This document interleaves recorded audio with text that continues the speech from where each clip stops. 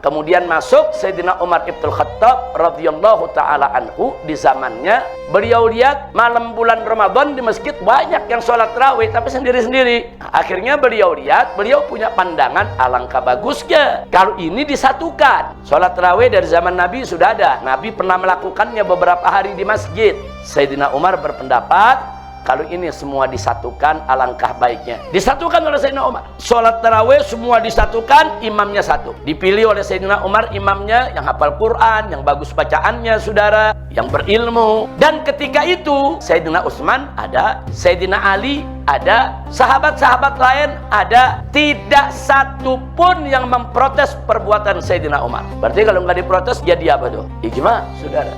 Nggak ada yang protes. Semua ikut. Bahkan Sayyidina Ali begitu menjadi khalifah memuji Sayyidina Umar. Kata Sayyidina Ali, yaitu semoga Allah merahmati Sayyidina Umar, memberikan ganjaran yang besar. Laula Umar, kalau tanpa Umar nggak ada itu masjid makmur di bulan Ramadan. Maksudnya di malam hari. Jadi dengan perbuatan Sayyidina Umar, masjid-masjid di mana-mana ramai orang pada sholat tarawih. Sampai zaman ini saudara. Ini saudara Sayyidina Umar begitu lihat orang ramai di bawah satu imam tiap malam rapi. Apa kata Sayyidina Umar? Nikmatil bid'ah hadihi. Sebaik-baiknya bid'ah ini. Berarti Sayyidina Umar mengakui itu bid'ah bukan? Bid'ah.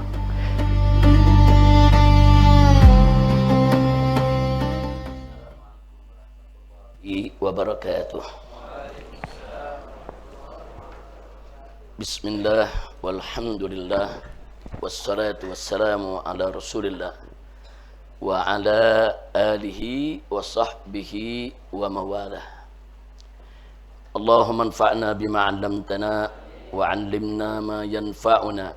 Allahumma zidna 'ilma warzuqna fahma wa atina hikmah. Allahumma barik lana fi majlisina hadha birahmatika ya arhamar rahimin. Walhamdulillahi rabbil alamin. Taqabbalallahu minna wa minkum fataqabbal ya karim. Baik, silakan semua membuka materi tentang bid'ah, tentang bid'ah, al-bid'ah.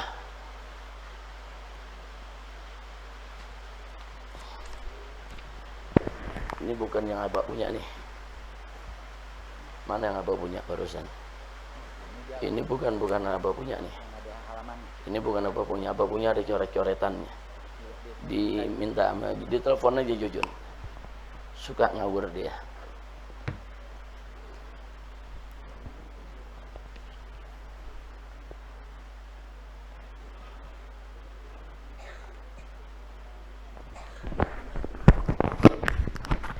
Coba Bang Bayu, Bang Madon, Bang Jujun ambil diktat. Ini salah kirim ini. Ini diktat yang dikirim nih, diktat punya siapa ini?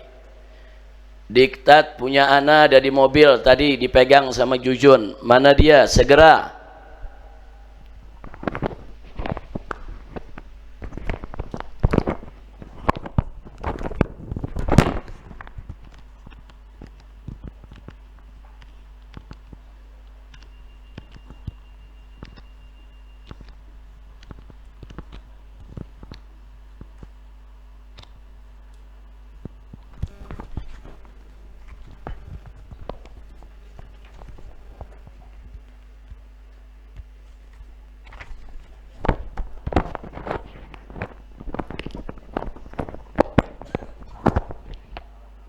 Ketukar, jangan suka ketukar.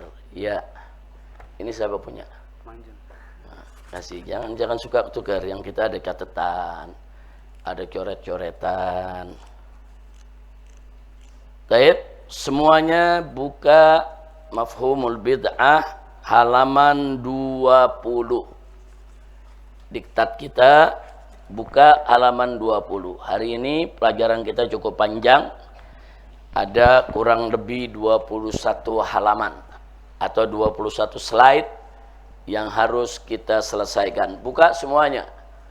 Buka semua. Itu tentang al-bid'ah fi mizan syariah. Al-bid'ah fi mizan syariah yang akan kita pelajari pada materi kali ini di pesantren Ramadan Markas Syariat tahun 2026, yaitu berkaitan dengan bid'ah. Nanti yang akan kita paparkan pertama tentang kamaluddin, kesempurnaan agama. Kemudian yang berikutnya baru kita masuk ke mafhumul bid'ah, yaitu tentang pemahaman bid'ah. Kemudian yang berikutnya kita akan masuk ke madzhabul ulama, bagaimana mazhab-mazhab para ulama, bagaimana pandangan mereka tentang bid'ah. Kemudian yang berikutnya yaitu tentang an-nawazil al-mustajaddat. Maksudnya an-nawazil al-mustajaddat ini adalah peristiwa-peristiwa baru yang terjadi pada zaman kita sekarang ini dan bagaimana kaitannya dengan bid'ah. Kemudian juga kita nanti akan menengok af'alus sahabah, bagaimana perbuatan para sahabat terkait dengan bid'ah. Juga akan kita paparkan aqwalul ulama, pendapat para ulama dan pernyataan-pernyataan mereka berkaitan dengan bid'ah. Baru setelah itu kita lakukan ringkasan dan kesimpulan, insya Allah. Nah, kita mulai yang pertama.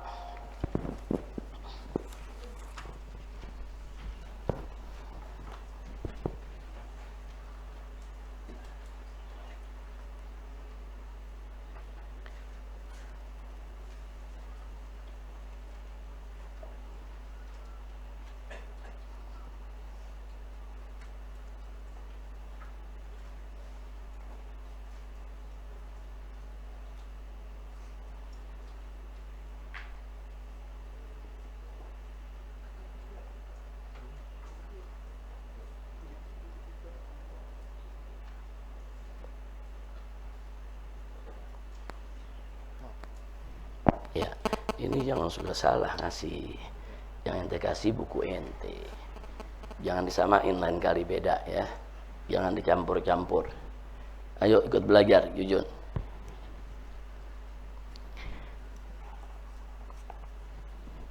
Baik, bismillahirrahmanirrahim. Isma'u rahimakumullah wa radhiyallahu ta'ala ankum ajma'in. Kamaluddin. Slide pertama berjudul Kamaluddin, kesempurnaan agama. Kita tidak pernah ragu tentang kesempurnaan Islam, sebagaimana Allah subhanahu wa ta'ala sudah menyatakannya di dalam Al-Quranul Karim. Yang pertama dalam surat Al-Ma'idah ayat 3, Allah nyatakan Al-yawma akmaltu lakum dinakum, pada hari ini telah aku sempurnakan bagi kamu sekalian agamamu. Jadi Allah yang menjamin tentang kesempurnaan agama Islam. Kemudian yang kedua ada dalam surat Al-An'am ayat 38. Allah nyatakan faqala ta'ala ma farratna fil kitabi min syai'. Tidak kami luputkan di dalam Al-Qur'an segala sesuatu, apapun saudara, daripada segala sesuatu tidak diluputkan. Artinya semua ada di dalam Al-Qur'anul Karim. Yang ketiga dalam surat An-Nahl ayat 89, Allah menyatakan wa nazzalna 'alaikal kitab tibyanan likulli syai'.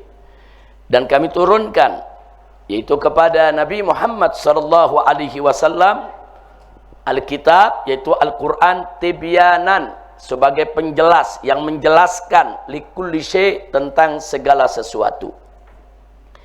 Kemudian yang keempat, firman Allah dalam surat Ar-Rum ayat 57, di mana Allah menyatakan faqala ta'ala wa laqad darabna lin-nasi fi hadzal qur'ani min kulli mathal.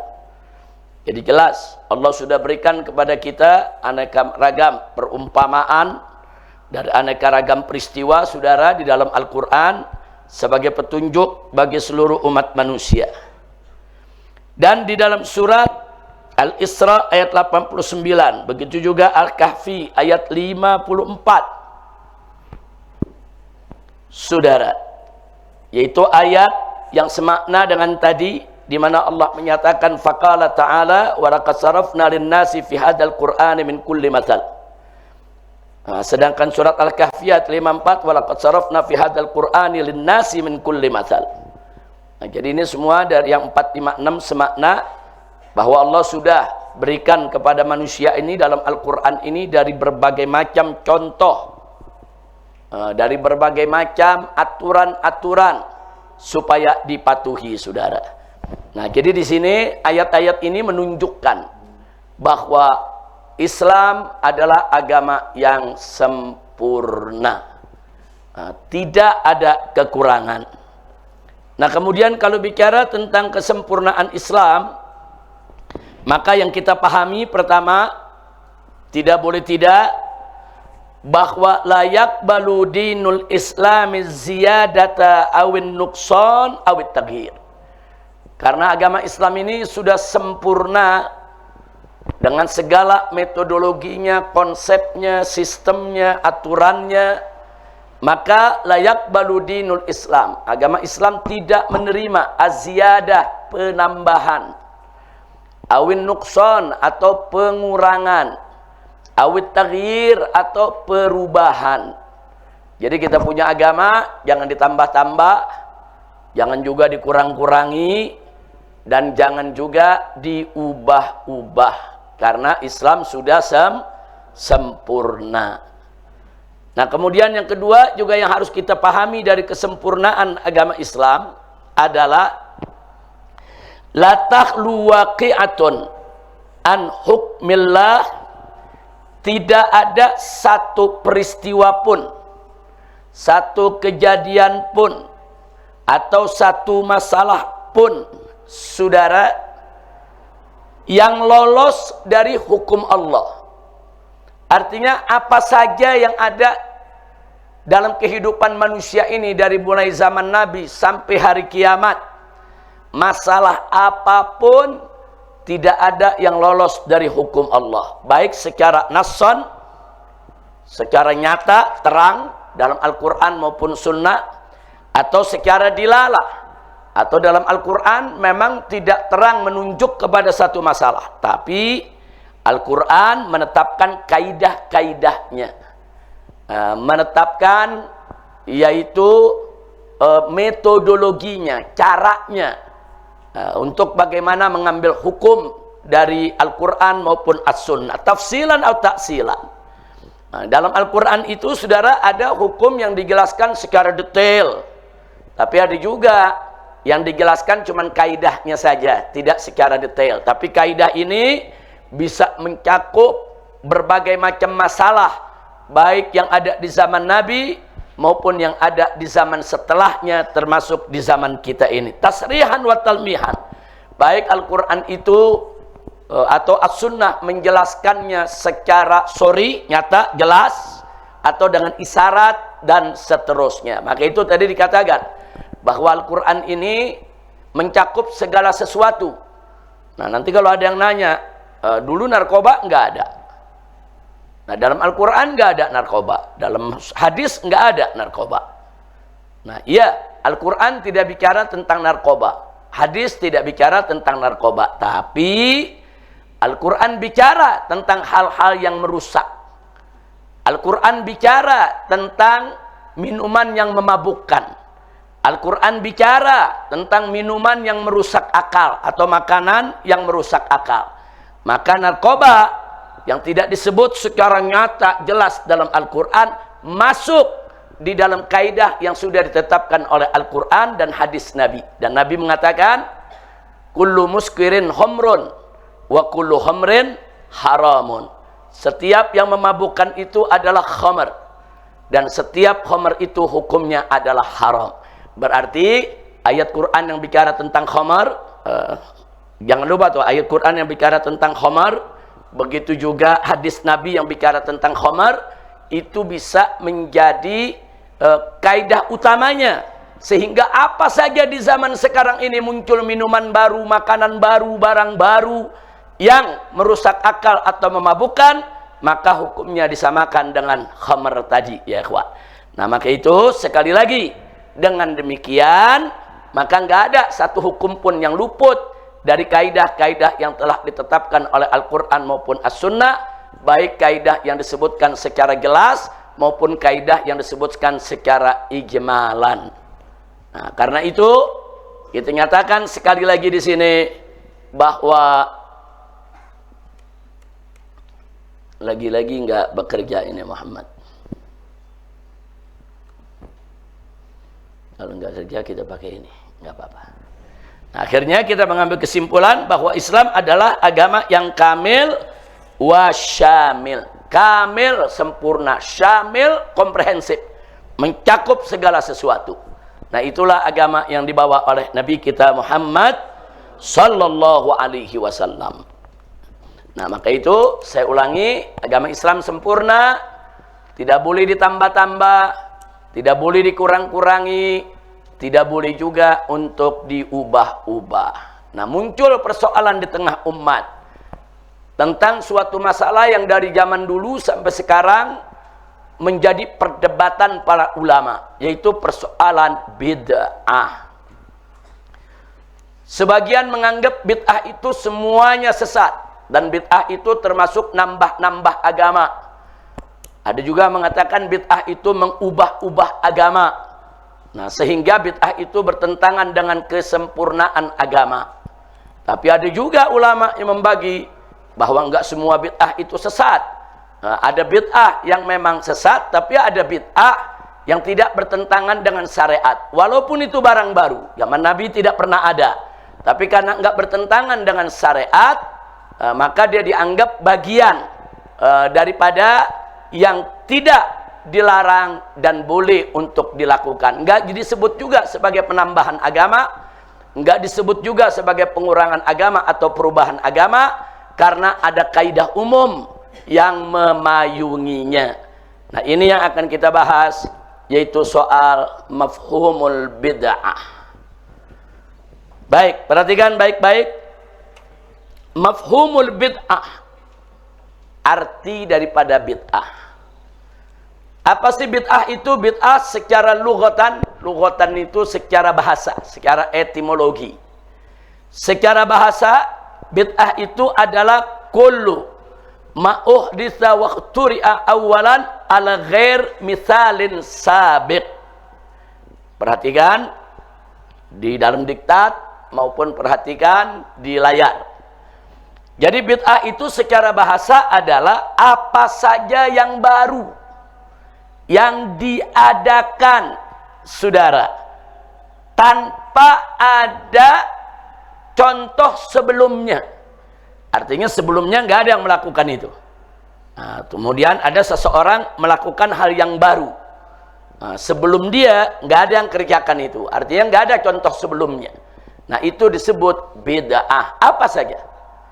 Pokoknya sesuatu yang baru apa saja. Mau urusan agama, mau urusan dunia, saudara, mau urusan teknologi, sains. Nah, secara bahasa apa saja yang dulu tidak pernah ada orang yang mengerjakan, tahu-tahu dia memulai untuk mengerjakannya, maka orang tersebut disebut pelaku bid'ah. Dia menciptakan sesuatu yang baru, sesuatu yang belum pernah dilakukan oleh pendahulunya. Itu arti bid'ah secara bahasa. Nah, berikutnya arti bid'ah secara urfan. Secara uruf, tradisi, adat yang dikenal oleh umat, saudara. Nah, secara uruf, bid'ah itu adalah kullu ma lam yaf'alhu Nabi sallallahu alaihi wasallam diniyan au dunyawiyan. Kullu ma, apa saja, lam yaf'alhu Nabi, yang belum pernah dikerjakan oleh Nabi sallallahu alaihi wasallam, dinian, baik dalam urusan agama, au dunyawiyan, atau dalam urusan dunia. Apa saja yang Nabi nggak pernah kerjakan, atau apa saja yang nggak pernah ada di zaman Nabi, atau lam ya'mur bihin Nabi, atau apa yang belum pernah diperintahkan oleh Nabi, atau lam yasra'hun Nabi, yang Nabi nggak pernah syariatkan itu, saudara. Intinya nggak pernah ada, udah di zaman Nabi dan Nabi nggak pernah kerjakan, nggak pernah nyuruh, nggak pernah mensyariatkan. baik urusan agama maupun urusan dunia, itu disebut bid'ah. Berarti dalam konteks ini, laptop ini bid'ah, handphone bid'ah, kacamata bid'ah, buku-buku tulis diktat yang kita pegang semua bid'ah. Iya, semua ini bid'ah, baik secara lughah maupun secara urf. Lughatan wa urfan, apa saja yang baru di zaman ini itu semua di bid'ah. Karpet ini bid'ah, kabel roll bid'ah. Nah, jadi sekali lagi, itulah makna bid'ah secara lughah dan uruf. Nah, sedangkan yang akan kita bahas ini bukan bid'ah secara lughah, bukan bid'ah secara uruf. Yang akan kita bahas adalah bid'ah secara syariat. Karena bid'ah dalam urusan lughah nggak ada masalah, ulama nggak berdebat. Bid'ah dalam urusan uruf nggak ada masalah, saudara. Itu tinggal disesuaikan aja dengan kearifan lokal yang ada. Kearifan lokal, apakah menerima atau tidak, saudara? Nah, itu urusan dunia. Nah, tapi yang ingin kita bahas adalah bid'ah mafhumuha syar'an. Pemahaman bid'ah secara syariat. Nah, bid'ah secara syariat, ikhtalafa fikil ulama ila thalathati madzahib. Ulama berbeda pendapat menjadi 3 mazhab atau 3 pendapat. Jadi ada 3 pendapat yang beredar di kalangan para ulama kita tentang makna bid'ah secara syariat. Yang pertama, lihat halaman 22. Nah, kita masuk ke halaman 22. Madzhabul ulama fil bid'ah. Madhab para ulama tentang bid'ah. Yang pertama, kita sajikan di sini pendapat Syekh Ibn Taimiyah, wa Syekh Syaukani, wa Syekh As-Sun'ani. Nah, ini Syaukani ini yang ngarang kitab Nailul Autor. Nah, kitab terkenal sekali di Indonesia. Saudara, As-Sun'ani ini yang ngarang kitab Subulus Salam. Ini juga kitab yang sangat terkenal di Indonesia, saudara. Kalau Ibn Taimiyah, kita sudah sama tahu, ini ulama besar dari madhab Hambali yang pemikiran beliau banyak mempengaruhi kalangan Wahabi di zaman ini, saudara. Nah, apa kata Ibn Taimiyah, Syaukani dan Sun'ani rahimahumullahu rahmatan wasi'ah. Nah, di sini dikatakan pendapat mereka bertiga bahwa bid'ah itu cuma 1 macam.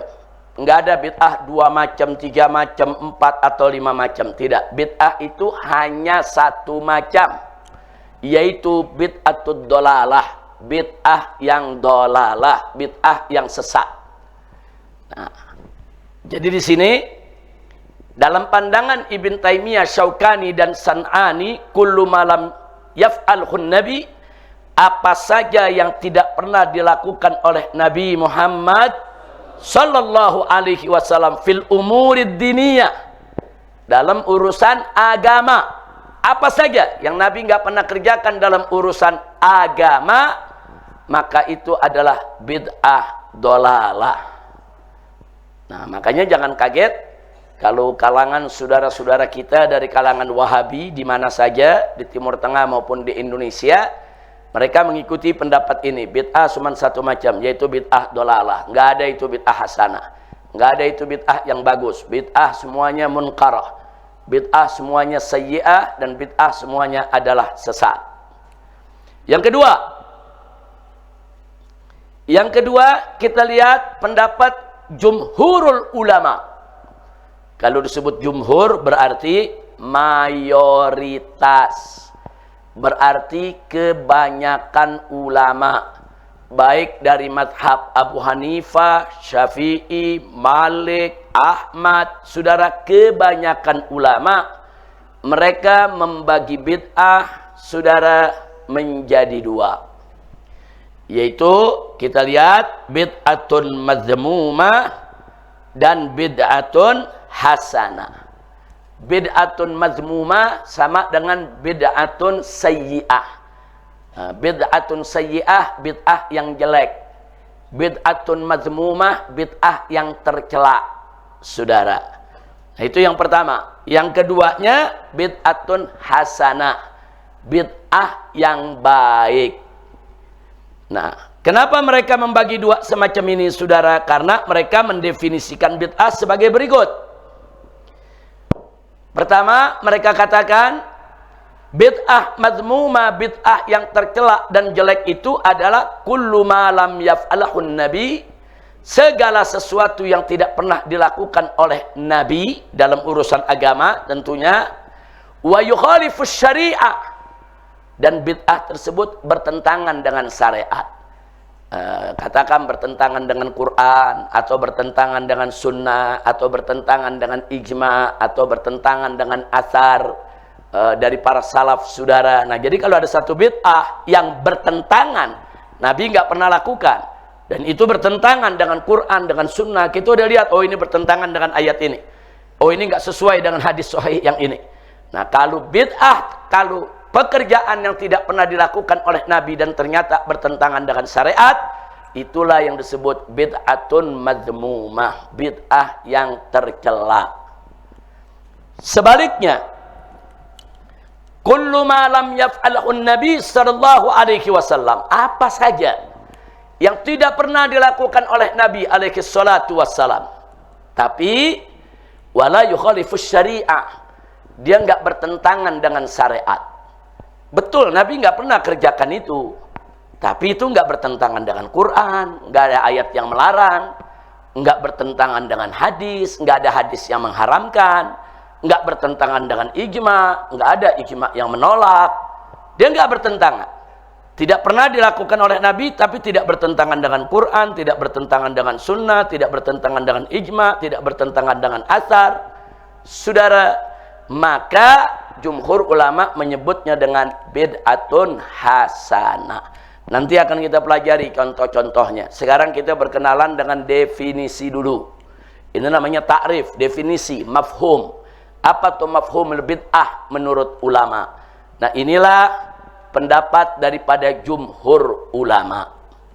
Nah, ada satu pendapat mencoba mengkolaborasi antara pendapat satu dan dua, mencoba berada di tengah-tengah, dan banyak ulama menilai pendapat yang ketiga ini tawassut. Tapi nanti kita lihat hasilnya bagaimana. Yang ketiga yaitu yang disampaikan oleh Al-Imam Asy-Syatibi. Nah, Al-Imam Asy-Syatibi, saudara, di mana Imam Syatibi mengatakan, saudara, sama dengan yang nomor satu. Bid'ah itu cuma satu, ya bid'ah dolalah. Nggak ada tuh bid'ah dibagi dua, apalagi dibagi 5, saudara. Bid'ah cuma satu. Nah, cuman menarik, saudara, apa itu bid'ah yang dimaksud oleh Imam Syatibi? Ini yang dimaksud oleh Imam Syatibi. Kullu ma lam yaf'alhu Nabi wa yukhalifus syariah. Saya tanya, sama dengan yang mana tuh? Sama dengan bid'atun mazmumah. Jumhur nyebutnya bid'atun mazmumah. Imam Syatibi bilang enggak, itu bid'ah saja, udah bilang. Terus yang kedua kata Imam Syatibi, syar'iyah. Jadi kalau bid'ah itu ada dasar secara syariat, maka enggak boleh disebut bid'ah, harus disebut syar'iyah. Nah, inilah dikatakan, saudara, wa kullu ma la yukhalifus syariah laisa bibid'atin wa illam yaf'alhu Nabi sallallahu alaihi wasallam. Nah, perhatikan itu yang syariah. Sama dengan yang mana tuh? Perhatikan nomor 2 dengan nomor 3. Nomor 2 bid'ah hasanah, semua yang nggak pernah dilakukan oleh Nabi tapi nggak bertentangan dengan syariat. Imam Syatibi kurang lebih sama, redaksinya aja beda. Nah, pokoknya walaupun Nabi nggak pernah kerjakan, selama itu tidak menentang syariat, itu laisa bibid'atin, kata Imam Syatibi. Itu bukan bid'ah namanya, itu namanya syar'iyah. Nah, artinya apa? Setelah kita perhatikan, saudara, ternyata antara pendapat yang pertama dan kedua, al-khilaf bainal madhabil awal watsani. Perbedaan antara yang pertama dan kedua adalah khilafun haqiqi. Murni, betul-betul perbedaan. Nggak bisa digabung nomor satu dengan dua. Tapi al-khilaf bainal madhab tsani watsalis, sedangkan perbedaan antara mazhab yang kedua dan ketiga, itulah yang disebut khilafun lafzi. Dia bukan khilaf yang sebenarnya, bukan khilaf lafzi, cuman beda redaksi, maksudnya sama. Coba perhatikan. Jumhur mengatakan yang tidak pernah dilakukan oleh Nabi kemudian bertentangan dengan syariat, itu bid'ah mazmumah. Imam Syatibi mengatakan itu bid'ah. Yang kedua, saudara, kalau yang tidak pernah dilakukan oleh Nabi tapi tidak melanggar syariat, jumhur mengatakan bid'ah hasanah. Imam Syatibi mengatakan syar'iyah. Selama dia ada dalil yang menunjukkan dia, saudara, ada dasar argumentasi untuk menunjukkan bahwa itu bagian daripada syar'i, nggak boleh disebut bid'ah, tapi harus disebut sebagai syar'iyah. Nah, maka itu untuk halaman ini perhatikan baik-baik. Yang paling atas, yang Ibn Taimiyah Wasyaukani. Biasanya saya kalau nulis begini, selalu saya cantumkan sumbernya. Nah, ini hari kelihatan nggak ada sumber tuh di situ tuh. Biasanya selalu saya kalau nulis tuh, apa yang saya ambil dari kitab, saya tulis sumbernya, saudara. Maka itu tadi saya agak sedikit terlambat, kaget begitu melihat ada beberapa slide yang sumbernya belum disebut. Nah, ini kelalaian, tapi bagian-bagian halaman lain lengkap dengan sumber.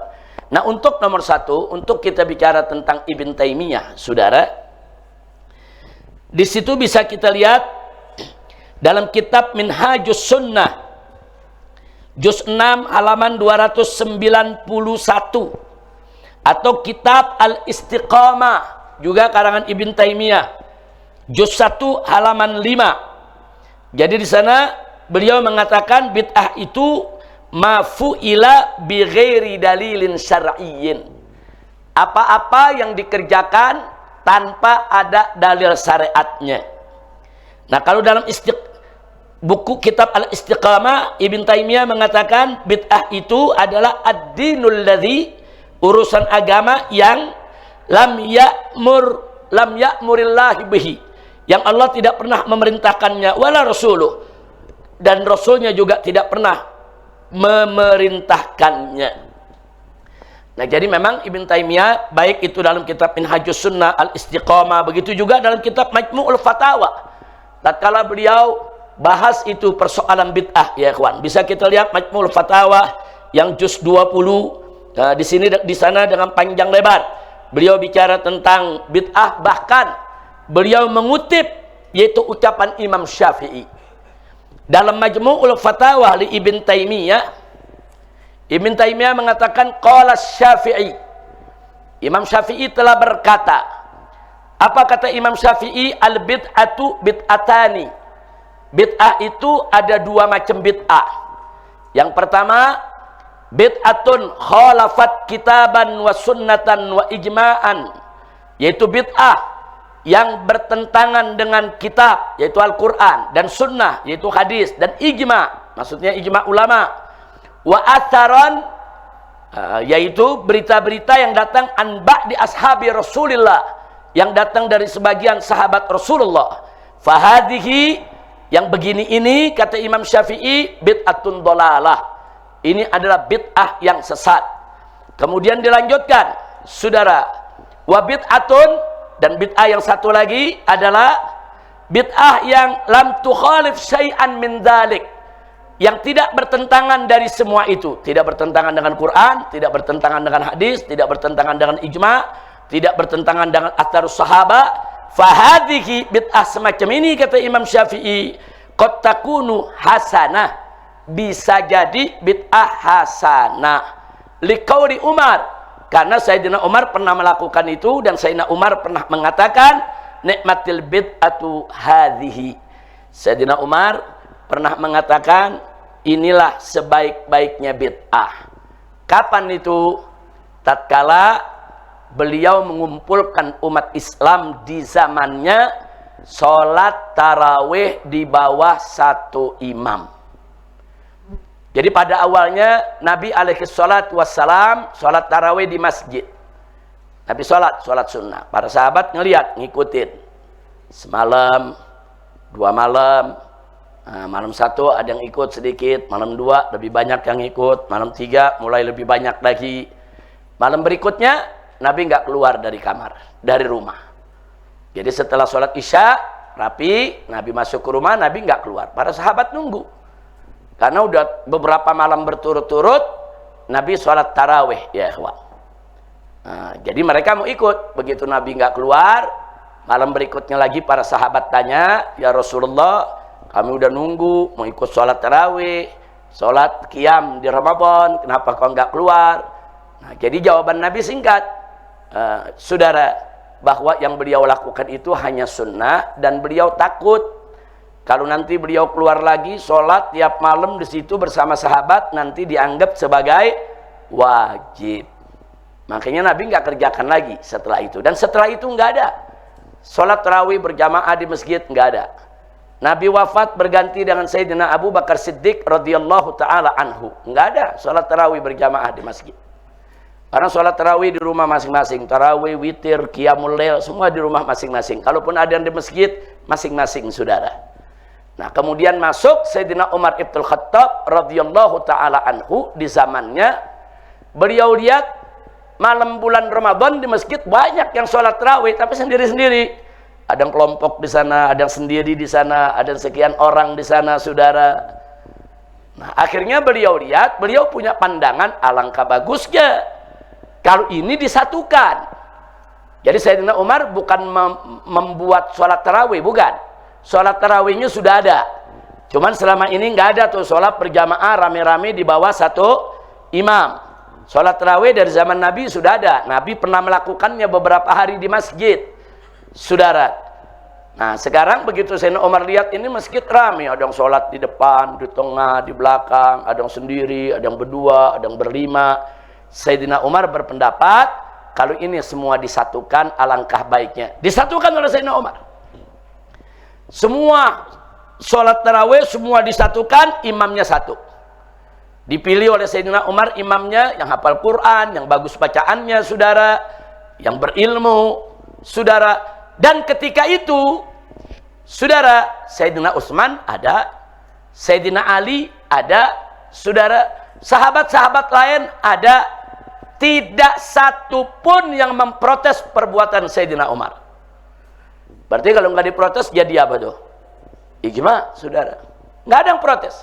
Semua ikut. Bahkan Sayyidina Ali begitu menjadi khalifah memuji Sayyidina Umar. Kata Sayyidina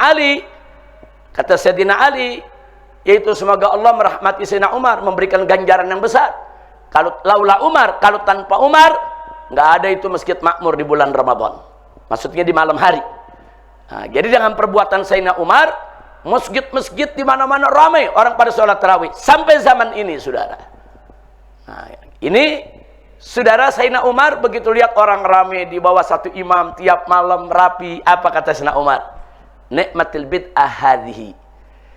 Sebaik-baiknya bid'ah ini. Berarti Sayyidina Umar mengakui itu bid'ah bukan? Bid'ah. Saudara. Nah, ucapan Imam Syafi'i ini dimuat oleh Ibn Taimiyah di dalam kitab Majmu'ul Fatawa juz 20 halaman 163 dan tidak dibantah oleh Ibn Taimiyah. Nah, jadi sekali lagi tuh, jadi Ibn Taimiyah mengakui memang di antara ulama ada yang membagi bid'ah dua, bid'ah dolalah dan bid'ah mazmumah dan bid'ah hasanah. Hanya memang Ibn Taimiyah pribadi lebih cenderung kepada pendapatnya bahwa bid'ah ya satu saja, bahwa bid'ah itu semuanya dolalah, saudara. Tapi kalau ditelusuri, saudara, Ibn Taimiyah juga ngakui kalau ada suatu yang disebut bid'ah ternyata sesuai dengan Quran dan Sunnah, bukan bid'ah itu, saudara. Nah, ini pendapat di sini berarti hampir sama dengan pendapat Imam Syatibi, saudara. Jadi kalau ada dalil bukan bid'ah, yang bid'ah itu yang nggak ada dalil, saudara. nggak ada dalil, baru itu disebut bid'ah. Makanya mari kita lihat apa dikatakan Imam Syatibi. Tadi dicatat tuh ya, dicatat di nomor 1 ada Minhajus Sunnah juz 6 halaman 291, ada kitab Al-Istiqamah juz 1 halaman 5, nah, itu ucapan Ibn Taimiyah. Nah, kemudian ada Majmu'ul Fatawa yang Ibn Taimiyah menukilkan ucapan Imam Syafi'i juz 20 halaman 163. Itu sebagai referensi, masukkan. Nah, insya Allah nanti di laptop akan kita perbaiki nih, kita masukin semua. Tapi kalau tadi saya nggak keburu masukin, saya buka, saya lihat nggak ada, ya buru-buru kita cari kitabnya, kita tuliskan. Baik, sekarang Imam Syatibi dalam kitab Al-I'tisam juz 1 halaman 353. Nah, tulis di bawah Syatibi, tulis saja Al-I'tisam juz 1 halaman 353. Al-I'tisam ini karangan Imam Syatibi rahimahullah. Beliau mengatakan, ini menarik. Kata beliau, walaysa min sya'nil ulama, bukan urusannya ulama, bukan kerjaannya ulama, itlaqul lafzil bid'ah, untuk mensematkan lafaz bid'ah atau untuk menyebut sesuatu itu bid'ah alal furu'il mustambitah, terhadap persoalan-persoalan furu yang digali, saudara, dari sumber hukum. Kan furu itu kan galian hukum. Furu itu hasil galian hukum dari Quran, dari sunnah, dari ijma, dari qiyas. Hasilnya pendapat-pendapat ulama yang kita sebut furu. Jadi kata Imam Syatibi, kalau ulama berbeda nih soal furu, yang ini mengatakan makruh, yang ini mengatakan sunnah, yang ini mengatakan wajib, semuanya itu punya dalil dari hasil istimbat kepada hukum, saudara, dari Al-Quran, dari sunnah. Cuman mereka berbeda. Maka Imam Syatibi bilang, walaysa min sa'nil ulama itlaqil lafzil bid'ah alal furu'il mustambitah. Jadi bukan urusan ulama, mereka boleh berbeda, tapi jangan yang pendapat berbeda langsung disebut bid'ah. Nah, kenapa? Saudara, nggak boleh allati lam takun fi masalaf, walaupun itu perkara nggak pernah ada di masa lalu. Wa indaqat masailuha, walaupun masailnya begitu detail, begitu rinci, saudara. Nah, wa kadzalik, begitu juga la yutlaq ala daqaiqil akhlaqid dhahira wal batinah. Begitu juga jangan sekali-kali dalam persoalan akhlak baik yang zahir maupun batin langsung disematkan ini bid'ah. Nggak boleh. Kenapa? Saudara, wal batina annaha bid'ah. Nggak boleh. Kenapa? Li'anna li jami', karena semua furu hasil istimbat para ulama tersebut, saudara, yarji ila usulis syariah. Karena semuanya kembali kepada sumber-sumber syariat. Nah, ini menarik. Jadi kalau ada perkara-perkara yang ulama berbeda, yang ini bilang makruh, yang ini bilang sunnah, jangan dibilang bid'ah, jangan. Imam Syatibi nggak setuju.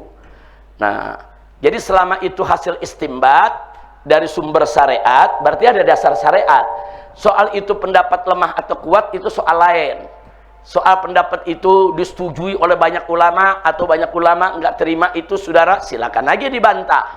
Tapi kalau orang sudah ijtihad, melakukan istimbatil ahkam dari sumbernya, dari Al-Quran dan As-Sunnah, saudara, sehingga menghasilkan suatu pendapat, bukan dari hawa nafsu, bukan tanpa dalil. Ini berarti selemah apapun pendapat dia, ada dalil tidak? Ada dalil. Nah, kalau ada dalil begini, kata Imam Syatibi, jangan disebut bid'ah. Selama ada dalil, dia disebut syar'i.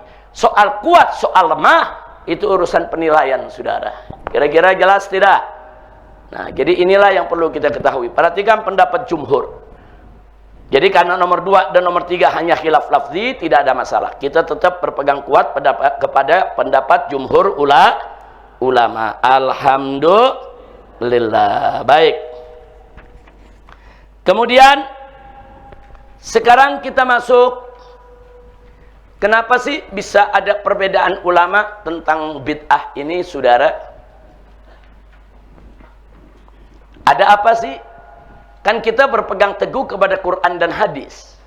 Semua ulama berpegang teguh kepada Quran dan hadis. Lalu kenapa masih berbeda? Kan Qur'annya sama, hadisnya sama. Nah, baik, bicara tentang bid'ah, saudara, di dalam Al-Qur'an tidak ada ayat yang secara sharih bicara tentang mafhumul bid'ah, tapi ada beberapa ayat Allah menceritakan tentang bid'ahnya Bani Israel. Nanti kita akan bahas. Cuman yang populer kalau bicara tentang bid'ah itu berkaitan dengan hadis-hadis Nabi Muhammad sallallahu alaihi wasallam. Sekurangnya ada 4 riwayat hadis dan semuanya sahih yang berkaitan dengan bid'ah. Pertama, buka halaman 23, saudara, nomor 1. Pertama, hadis Jabir. Jadi hadis yang diriwayatkan oleh sahabat Nabi yang bernama Jabir radhiyallahu an. Itu diriwayatkan oleh Imam Muslim, Imam Ahmad, Imam Nasa'i dan Imam Ibn Majah radhiyallahu anhum. Saudara, hadis Jabir menceritakan tentang khutbah Nabi. Yang Nabi mengatakan dalam khutbahnya, amma ba'du. Jadi amma ba'du itu dari Nabi, ada hadisnya, saudara.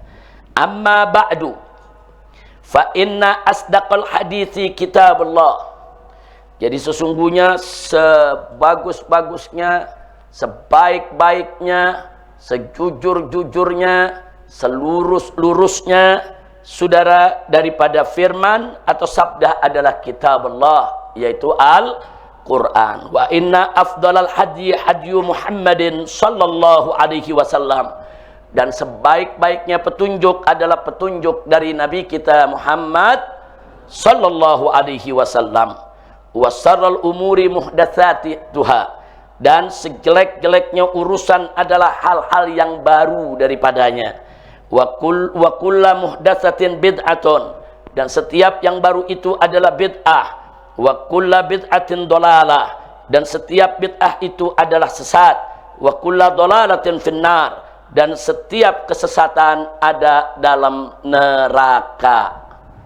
Ini hadis sahih, saudara. Ada dalam Sahih Muslim, ada dalam Musnad Ahmad, ada dalam Sunan Nasa'i, dan ada dalam Sunan Ibn Majah. Nah, hadis yang kedua, hadisul Urbas radhiyallahu anhu, diriwayatkan oleh Imam Ahmad, Abu Dawud, wa Tirmidzi, wa Ibn Majah, wal Hakim radhiyallahu anhum. Di mana Nabi mengatakan dalam satu kesempatan, wa iyyakum wa muhdatsatil umur.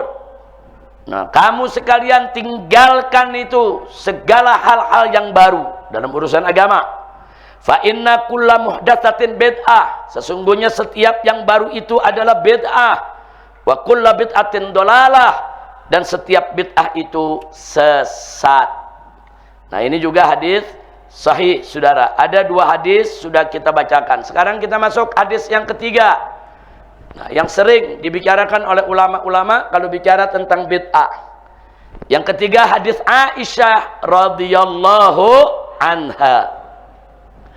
Di mana Sayyidatuna Aisyah radhiyallahu taala anha dalam hadis yang diriwayatkan oleh Imam Bukhari dan Muslim, saudara, menyampaikan ada 2 redaksi hadis yang disampaikan oleh beliau berkaitan dengan sabda Nabi. Yang pertama, Nabi mengatakan, wa man ahdatsa fi amrina hadza wa laysa minhu fahuwa raddun.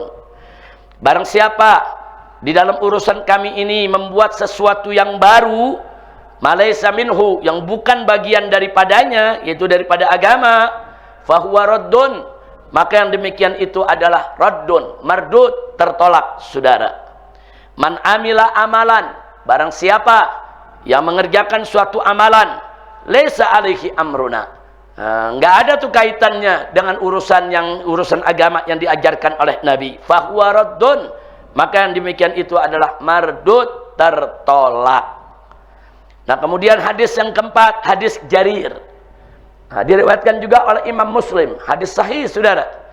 Dan oleh Imam Ahmad, juga Imam Nasa'i, Imam Tirmidzi dan Ibn Majah radhiyallahu anhum. Di mana Nabi mengatakan, man sanna fil islami sunnatan hasanatan, barang siapa di dalam Islam ini ada yang melakukan atau mengadakan suatu sunnah yang hasanah, suatu cara yang baik, falahu ajruha, maka bagi dia mendapatkan pahalanya, wa ajru man amila biha, dan dapat juga dia pahala dari orang yang ikut mengamalkannya ba'dahu setelah dia, min ghairi an yanqus, yaitu tanpa mengurangi, min ujurihim syai', tanpa mengurangi sedikit pun daripada pahala mereka.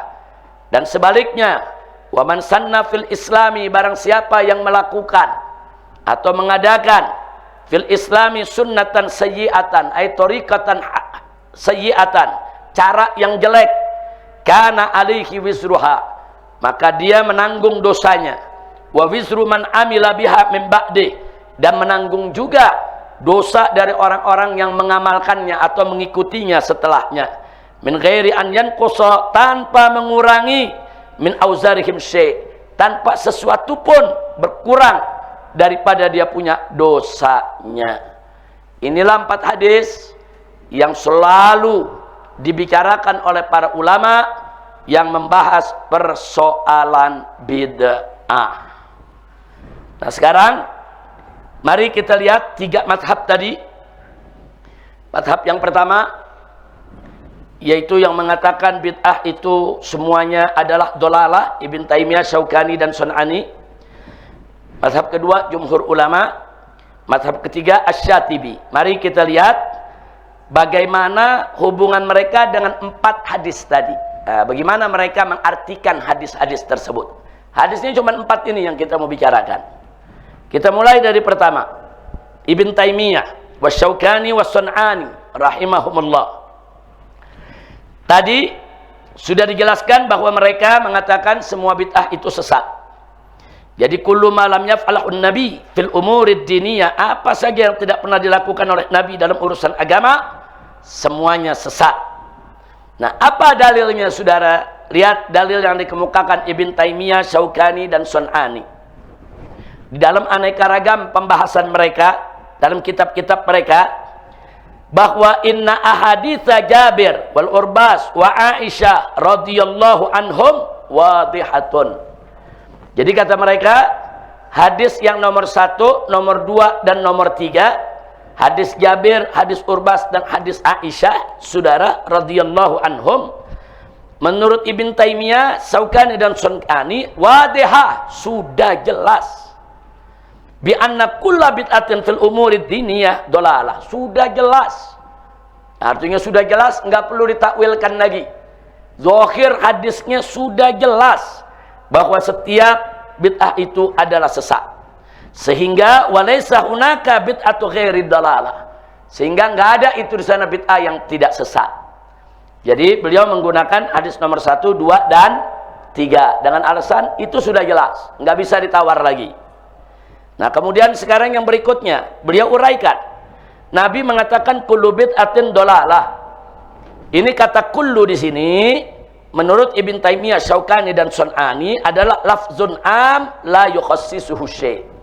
Lafaznya am, kullu bid'atin, umum bid'ah yang mana saja, semuanya adalah dolalah. Nah, kemudian di situ saudara Ibn Taimiyah, Syaukani, dan Sun'ani juga mengatakan yang hadis Siti Aisyah yang ada kata ma laysa minhu ma ahdasa fi amrina hadza ma laysa minhu fa huwa raddun. Apa kata mereka saudara? Kata ma laysa minhu adalah qaidun lazimun wa wasfun daruriyun fi kulli muhdatsatin. Jadi ini merupakan qaid yang sudah melekat, sifat bagi sebuah bid'ah. Bagi di sini disebutkan malaysa minhu ini kaidun lazim, yaitu satu batasan yang sudah mengikat, wa wasfun daruri, yang mana sifat ini memang sudah ada melekat saudara fi kulli muhdatsatin, di setiap hal yang baru. Nah, jadi malaysa minhu mereka katakan ini merupakan sifat daripada setiap muhdatsatin, setiap sesuatu yang baru pasti malaysa minhu, bukan bagian daripada agama. Itu yang mereka tafsirkan. Nah, sekarang bagaimana hadis Jarir? Nah, mereka menganggap inna hadis Jarir, bahwa hadis Jarir yang nomor 4 wadihun fi ihya'is sunnah, itu hadis yang berkaitan dengan ihya'is sunnah, menghidupkan sunnah, tidak ada kaitan dengan soal bid'ah. Jadi mereka menganggap nomor 4 itu tidak ada kaitan dengan urusan bid'ah. Dibilang ini adalah ihya'us sunnah, saudara. Tapi memang ada muskil. Muskilnya di mana? Muskilnya, saudara, di sini dikatakan man sanna sunatan hasanah. Berikutnya man sanna sunatan sayyi'ah. Kalau man sanna sunatan hasanah dianggap ihya'us sunnah, menghidupkan sunnah, sunnah yang baik. Lalu man sanna sunatan sayyi'ah, emang ada sunnah sayyi'ah? Enggak ada. Mana ada sunnah sayyi'ah? Yang namanya sunnah, saudara, kalau berdasarkan ulama hadis, maja'a ada Nabi. Apa yang datang dari Nabi? Enggak ada yang sayyi'ah. Kalau berdasarkan hukum fikih, sunnah itu yang dikerjakan dapat pahala, ditinggalkan tidak berdosa.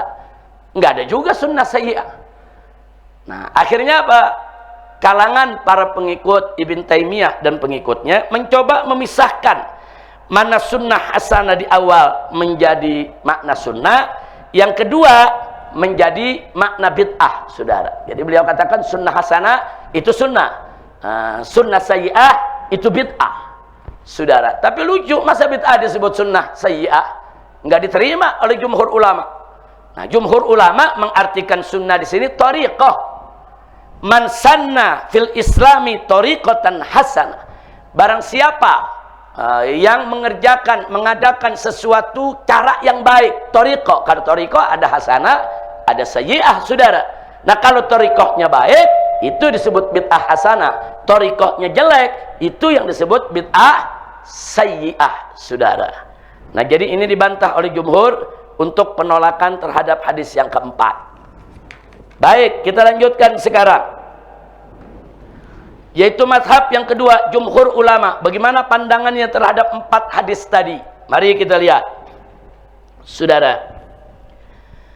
Tadi sudah kita sampaikan, jumhur mengatakan bid'ah ada 2. Bid'ah mazmumah atau bid'ah sayyi'ah dan bid'ah hasanah.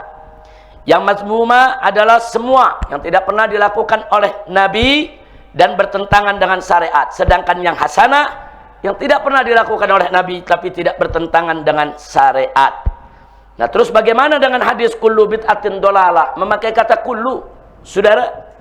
Nah, di sini, saudara, waradat kalimatu kul fil Quran wa qad dakhalahat takhsis. Ternyata di dalam Al-Qur'an ada ayat-ayat Quran menggunakan kata kullu, tapi ternyata artinya, saudara, qad dakhalahu takhsis, saudara, bisa dimasukkan dengan pengkhususan. Atau dengan kata lain, saudara, ternyata kata kullu itu enggak selalu artinya semua. Kadang-kadang kata kullu itu artinya kebanyakan, fil ghalib, aglab, enggak mesti artinya semua, saudara. Nanti kita buktikan. Makanya Imam Nawawi mengatakan hadza amun makhsus wal muradu ghalibul bid'ah. Jadi kata Imam Nawawi, kata kullu di sini lafzun amun makhsus. Lafaznya am, tapi maksud artinya khusus, saudara. Lafaznya aja yang am, tapi maksudnya khusus. Nah, khusus itu yang mana? Wal murad, yang dimaksud dengan kullu di sini adalah ghalibul bid'ah, kebanyakan bid'ah. Nanti kita lihat beberapa ayat Quran yang kata kullu nggak selalu berarti semua, kadang-kadang berarti kebanyakan. Itu jawaban daripada jumhur ulama. Artinya hadis nomor 1, nomor 2, saudara, yang bicara tentang kullu tadi, saudara, itu hadis nomor 1 dan nomor 2 yang ada kata kullu tadi, dijawab begini oleh ahlus sunnah, dijawab oleh jumhur ulama, saudara, bahwa kata kul dalam Al-Quran ada beberapa ayat yang menggunakan kul, ternyata lafzun amun mahsus. Jadi artinya jumhur ulama terima hadis nomor 1, nomor 2 memang hadis sahih, kita terima. Tapi dalam makna nggak cocok dengan yang disampaikan Ibn Taimiyah dalam makna kullu bid'atin, kebanyakan bid'ah dolalah, sesat. Jadi artinya bukan semua bid'ah. Kira-kira jelas tidak? Baik, kata sekarang hadis Siti Aisyah, ma laisa minhu. Ini menarik. Saudara, kata jumhur ulama, kalau gitu di situ disebutkan ma laisa minhu, maka bimafhumil mukhalafa anna hunaka makana minhu. Nah, artinya apa? Perhatikan. Di sini dikatakan waman ahdatsa fi amrina hadza. Barang siapa yang melakukan sesuatu yang baru dalam urusan agama ini, agama kami ini, malaysa minhu, yang bukan bagian darinya, maka itu mardud, tertolak. Nah, ulama mengatakan bukan bagian darinya. Kata-kata bukan bagian darinya berarti di sana ada yang bagian darinya. Kira-kira jelas gak? Malaysa minhu, ya, kalau bukan bagian darinya itu bid'ah, tolak. Tapi kalau yang bagian darinya bagaimana? Nah, jadi ini namanya mafhum mukhalafah, saudara. Ini dipakai oleh ulama. Ini hadis betul kita terima. Yang dimaksud oleh Nabi dalam riwayat Aisyah, malaysa minhu, yang bukan bagian darinya. Maksudnya nggak ada dalil. Jadi apa saja yang nggak ada dalil agama, mardud, ditolak, saudara. Nah, pertanyaannya, kalau dia bagian darinya, kalau bagian darinya berarti ada dalil. Nah, dalil itu, saudara, tentunya kita tahu turukul istimbat itu banyak. Ada dalil dari Quran, dari sunnah, dari ijma, dari qiyas, ada lagi masalihul mursalah, saudara, al-uruf dan lain sebagainya. Nah, kalau dia punya dalil dari syariat, berdiri di atas dalil, berarti apa? Bukan laisa minhu, itu makana minhu. Masya Allah, jumhur ulama cerdas, ikhwan, dikulitin satu-satu. Ibn Taimiyah cerdas, tapi jumhur ulama juga nggak kalah cerdas. Alhamdulillah, saudara. Terus mari kita lihat lagi. Jumhur ulama mengatakan man sanna sunnatan hasanah. Nah, sanna sunnatan hasanah ay ibtada'a sunnatan aw tariqatan. Nah, ini barusan sudah saya jelaskan. Jadi sunnah di sini artinya tariqah.